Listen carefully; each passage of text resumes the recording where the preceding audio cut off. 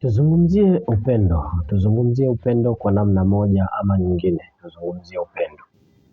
Tazameni ni pendo la namna gani alilotupa Baba, yaani tuitwe wana wa Mungu. Tazameni ni pendo la namna gani alilotupa Baba, sisi tuitwe wana wa Mungu. Tuzungumzie upendo. Upendo una nguvu kuliko kitu kingine chochote, na upendo huwa haushindwi kamwe. Upendo huwa haushindwi kamwe. Ndio maana Yesu Kristo alivyotolewa na Mungu Baba yake, anasema tazama, Mungu akamtoa mwanae pekee Kristo Yesu ili aje atuokoe, kwa sababu tu ya upendo, si kwa sababu ya kitu kingine. Anasema kwa kuwa Mungu aliupenda nini ulimwengu hata akamtoa mwanae pekee ili kila amwamini asipotee bali awe na uzima wa milele. Huu ni upendo, ni nguvu ya upendo. Kwa hiyo upendo haushindwi kamwe. Hakuna kitu chochote ambacho kinaweza kikashinda nguvu ya upendo. Nguvu ya upendo, hakuna kitu kinaweza kikashinda katika nguvu ya upendo. Watu wanaotazama upendo kwa namna nyingi sana. Wengine wanatazama kwa namna ya uovu, wengine wanatazama kwa namna ya kimungu katika matendo mazuri na nini, lakini huu wote ni unaitwa upendo. Nataka nizungumze kitu kimoja na ambacho tunapaswa kukiweza kukifahamu na kukielewa zaidi. Kuna dhana potofu ambayo inatembea sana. Watu hujifariji na hiyo dhana kwa kusema ya kwamba watu wanaoenda sana katika nyumba za ibada hao ndio watenda maovu kuliko ambao wasioenda katika nyumba ya ibada. Mimi nikwambie tu, hii dhana potofu usikubali na wala usifuatilie, kwa sababu kinachosababisha watu wanakwenda katika nyumba za ibada ni kwa sababu ya upendo wa Mungu. Upendo wa Mungu. Kama si upendo wa Mungu, watu wasingeweza kukusanyika.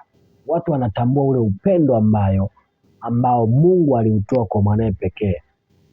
Alivyoutoa ule upendo, akazilisha sisi kwetu ili tupate kupokea ule upendo.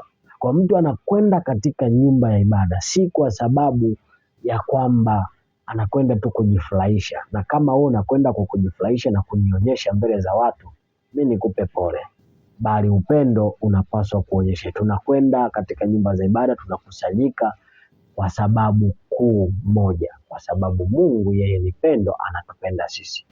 Hivi imagine kwamba unaamka asubuhi, uko mzima, una afya nzuri, unaweza kushusha mguu wako chini, unaweza kufumbua macho ukapata kuona, unaweza ukanyanyua mkono, unaweza ukaongea, ukazungumza. Kwa nini usitambue upendo wa Mungu? Kwa hiyo inapofika siku ile anaposema kwamba tuikumbuke siku ya saba na tuitakase, mtu umepapalika, umepambana, umekwenda huku na kule katika siku 6 zote, siku ya saba kuitoa kwa Mwenyezi Mungu unaiona ni kazi sana. Sisi wengine tunakwenda katika nyumba za ibada si kwa sababu ya jambo lingine lolote, bali ni kwa sababu ya upendo wa Kristo ambao Mungu aliutoa kupitia mwanae Yesu Kristo pekee. Anasema yeye ndio rafiki mwema aliyejitoa uhai wake kwa ajili ya rafiki zake, ambao rafiki zake ni mimi na wewe. Leo hii tuko hapa tunasherehekea, leo hii tuko hapa tunafurahia kwa sababu tu ya mtu mmoja ambaye alikubali kutoa uhai wake kwa ajili ya rafiki zake. Huo ni upendo mkubwa sana. Sijui kama unapata kuelewa hii dhana. Naomba nikwambie, usiibebe na usiitumie sema unajua watu wanaosali sana, watu wanaomba sana, watu wanaokwenda katika nyumba za ibada sana, hao ndio watenda maovu. Hapana, usiibebe hiyo. Wewe tazama upendo wa kimungu uliokuwepo ili uweze kukufikisha mahala fulani, ili uweze kukufikisha katika pendo kuu la Mungu. Ndio maana anasema tazameni ni pendo la namna gani alilotupa Baba sisi kuitwa wana wa Mungu. Tazameni ni pendo la namna, ni pendo kuu sana. Sisi leo tunaitwa wana wa nani? Wana wa Mungu. Wengine tumekombolewa kutoka katika uharibifu wa shetani, tumetoka katika giza, tumetoka katika mambo mabaya ambayo ukisimuliwa hautaweza kuamini wala hutaweza kuvumilia kuyasikiliza, kwa sababu ya upendo ambao Mungu aliutoa kwa watu wake na akamtuma mwanae pekee ili atuokoe. Mimi naomba ni kuendelee kukukumbusha kwamba usiache kukusanyika. kwa sababu kuna nguvu katika kukusanyika. Nikukumbushe mara fulani, anasema upendo hustiri wingi wa dhambi. Kwa mnapoenda katika kukusanyika si kwa sababu ya mwanadamu, nenda kukusanyika kwa sababu ya Mungu, kwa sababu ya ule upendo Mungu aliotoa. Nawe jitoe katika siku moja kwa ajili ya kumwabudu Mungu, kwa ajili ya kumpa hiyo siku moja Mwenyezi Mungu kwa nia kwake. Kamsifu, kamtukuze kwamba unatambua uwepo wake, unatambua nguvu yake, unatambua neema ambayo amekupa wewe. Leo hii uko hai. Kuna wengine wameondoka, wewe kwa nini uko hai? Kwa sababu tu ya neema na upendo wa Mungu ambao umekuhifadhi mpaka uko kama hivyo, mpaka nipo mimi mpaka hivi kama nilivyo, kwa sababu ya upendo wa Mungu na neema ya Mungu na rehema za Mungu zilizotuhifadhi. Basi tusiache kukusanyika kama ilivyokuwa mila na desturi. Tukusanyike, tuendelee kumtukuza Mungu, tuendelee kumuinua Mungu. Fanya kazi siku 6, siku ya 7 sio ya kwako. Nenda kakusanyike. Achana na dhana potofu ya kusema wanaokusanyika na kwenda katika nyumba za ibada hao ndio watenda mabaya. Usiwatazame hao. Kama wapo, huna haja ya kuwatazama hao. Wewe mtazame Mungu wako ambaye amekutoa mahala fulani, amekutoa katika nchi ya Misri yenye utumwa. Nchi ya utumwa, kule kwenye utumwa ulikotolewa kule. Kumbuka hapo.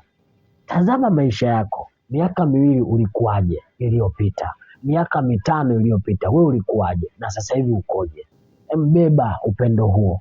Usije ukakaa na kuangalia na kuleta sababu za hapa na pale, na kwamba mimi siwezi kukusanyika kwa sababu eti wanaoenda katika nyumba za ibada ndio watenda maovu.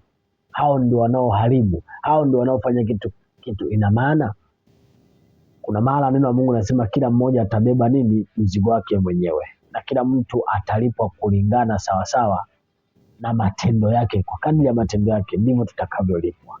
Sasa mtu asikukoseshe kwa sababu ya mtu fulani hajafanya 1, 2, 3 ama amekosea 1, 2, 3 na wewe unakubali kukosea kama yeye. Usikubali kukosea kama yeye. Simama, tazama ulikokuwa na ulipo na unakoelekea. Alafu utambue umuhimu wa upendo na Mwenyezi Mungu azidi kukuonekania na kutendea mambo makubwa katika maisha yako. Hili litakufanya uwe mtu ambaye usiyebabaika na kitu chochote. Hili litakufanya mtu utakaye kuwa mtu ambaye una nguvu na imani yako inakuwa isivyokuwa kawaida.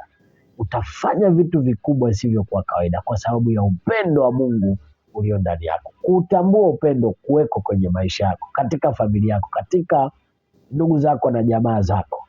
Leo ukiutambua huo upendo, basi hautatazama yale ambayo wengine wanayafanya. Ukasema na mimi acha nifanye. Kwa hiyo mtu mmoja akiingia motoni na wewe unakubali kuingia naye motoni.